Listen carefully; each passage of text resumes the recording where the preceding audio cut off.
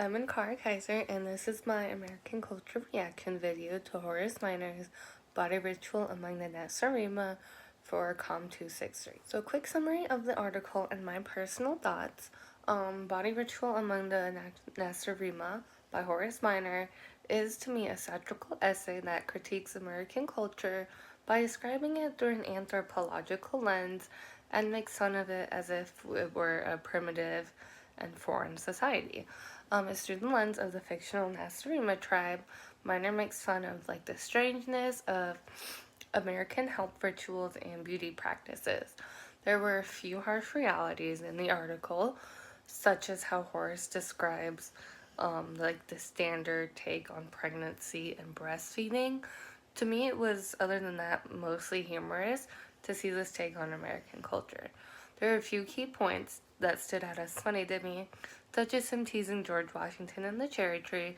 That stood out. So the first thing that stood out to me was how he referenced bathrooms as shrine rooms in the essay, and this is where people perform private rituals, such as using the toilet, applying skincare and makeup, or even showering. And it kind of highlights our obsession with cleanliness and beauty, and he also notes how wealthier families may have multiple shrine rooms or bathrooms within their homes. The second thing that stood out to me that he was making fun of were doctors and medical professionals, which he refers to as medicine men and witch doctors, and he mentions that people procure potions by going through these medicine men and women, and to me those potions are like prescriptions or over-the-counter pills, or even prescription skincare that we can get as well.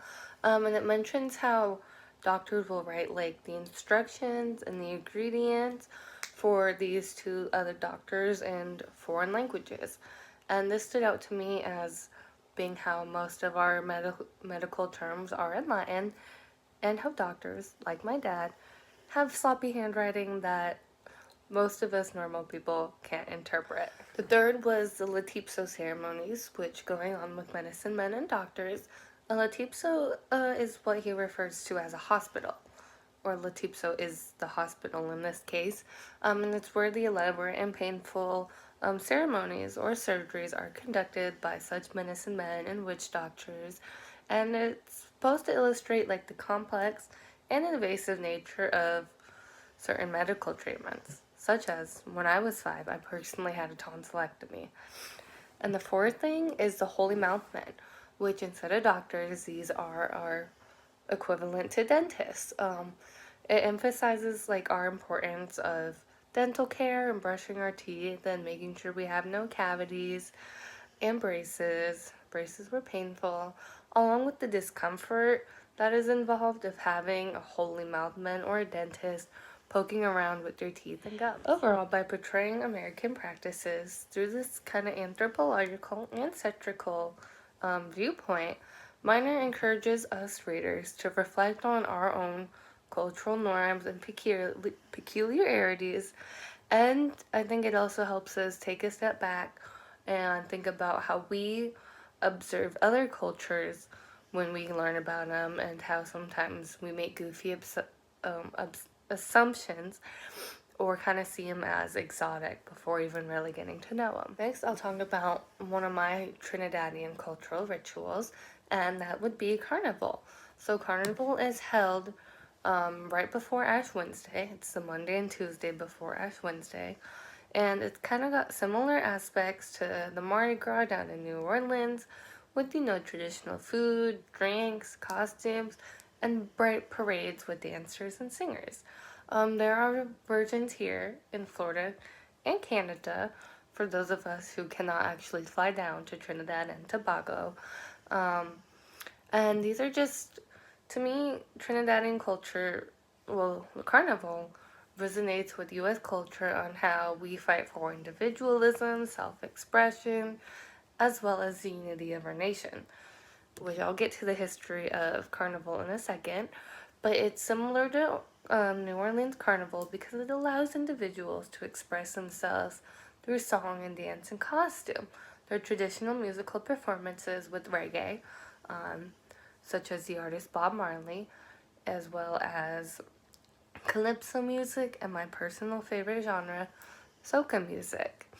And there's lots of different roots. Carnival has roots in African history, Indian traditions, and European traditions as well. And it reflects the diverse cultural heritage that is found throughout society. Both in Trinidad and American society has lots of roots with natives, colonization from Europeans, and immigration.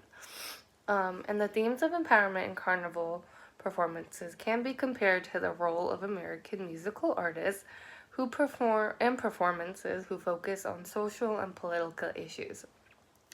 And actually, one of my favorite fun facts is when I tell people we're Trinidadian, they go, "What's Trinidad?"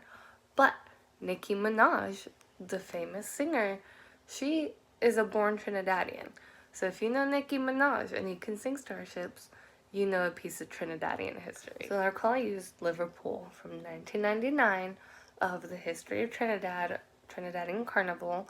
It was based on, well, it was started by the Fat Tuesday masquerade balls of the French settlers and slave owners. However, slaves were not allowed to participate in these masquerade balls, so they created their own, and it started with Canis Brules, which was the burning of the sugar canes as slaves outburst against plantation owners. Drums and sticks were used to play music, so during Canis Brules, the slaves could reclaim their culture and connect with their ancestors and spirituality.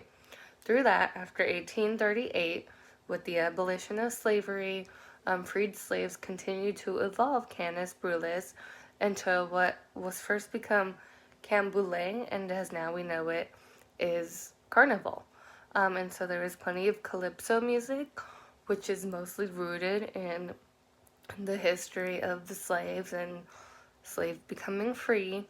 And there's lots of different, like, diverse aspects and different musical aspects as well. But currently there becomes a more growing emphasis on using parade floats and modern technology to enhance the experience.